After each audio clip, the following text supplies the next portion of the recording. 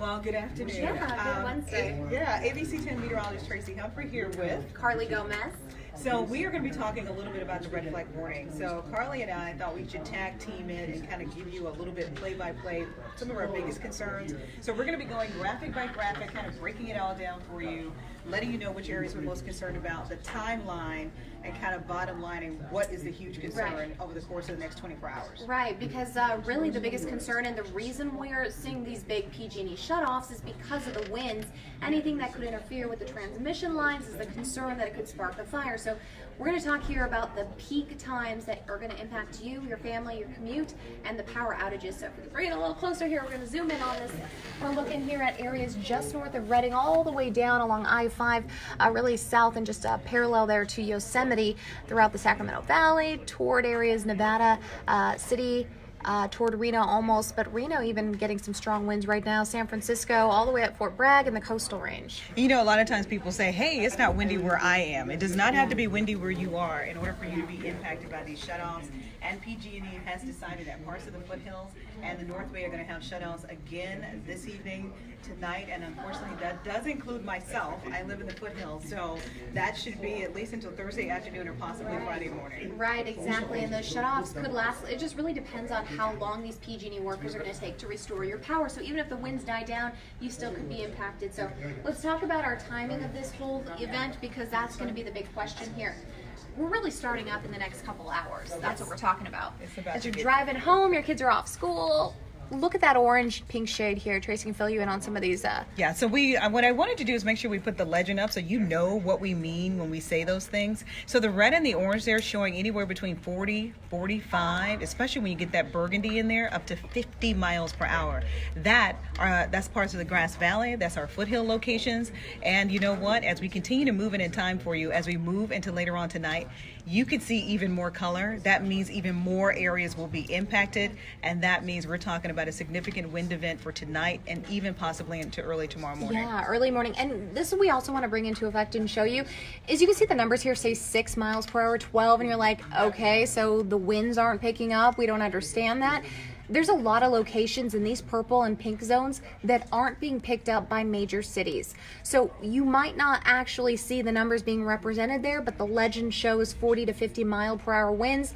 Areas north of Santa Rosa seeing some of those winds. So some of these numbers here really just touching on really the periphery of some of the major events. So you're saying it's nothing, but it really is. Yeah, and I really think it's more elevation based, right? So the higher you get up in those foothills, the closer you get to the Sierra, the higher you get up in elevation, the more likely you're going to run into some significant winds, and that's going to be tonight into early Thursday morning, finally around 8 to 9 to 10 to 11, and then by 3:30 to 4 o'clock in the afternoon, that opportunity will subside. What happens in the meantime, as we all know, wildfires that could potentially start in the overnight can be some of the most deadliest because people don't know they're happening. Right. And you're sleeping. Exactly. Right? And look at how dry it is outside as well.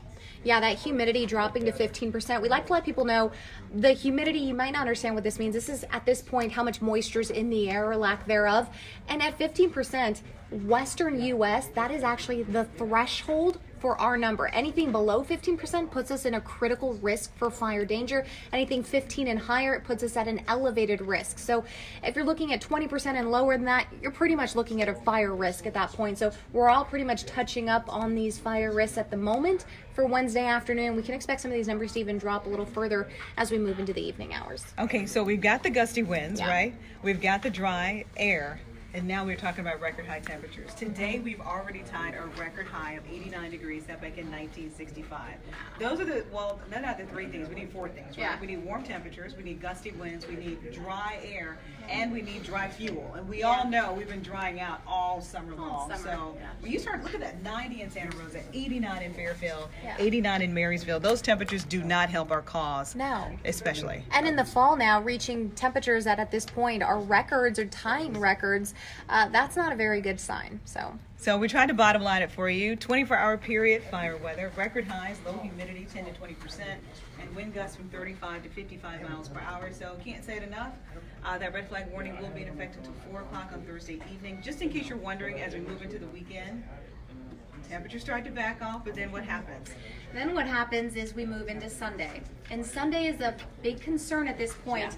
If you haven't been notified already, PG&E is already setting up a massive block of counties that could be impacted Sunday into Monday. And it's because of a low pressure system that's heading up north alongside a high pressure system that's also a little further south. Yeah. Basically a similar setup of what we're seeing right now when it comes to the atmosphere, except a little bit more intensified as we move into Sunday. So that could mean stronger winds, could mean a prolonged event. At this point, we're a little bit far out to figure that out, but PG&E is already seeing that far out, which means we may have something to talk about Sunday and Monday again. I know. So just when you think, okay, by Thursday evening it's done, we're over, Saturday and Sunday, Sunday rather, and Monday you could have another event. So if you lose power over the course of the next few hours into Thursday, bear in mind you could have more shutoffs coming in toward the beginning of the week. So you need to plan accordingly. You really do need to plan, and I mean, this is becoming the new normal when it comes to looking at these fire danger and PG&E shutoffs. I mean, we all lived in California a while. We know that we have fire weather here. That is not new. We know that.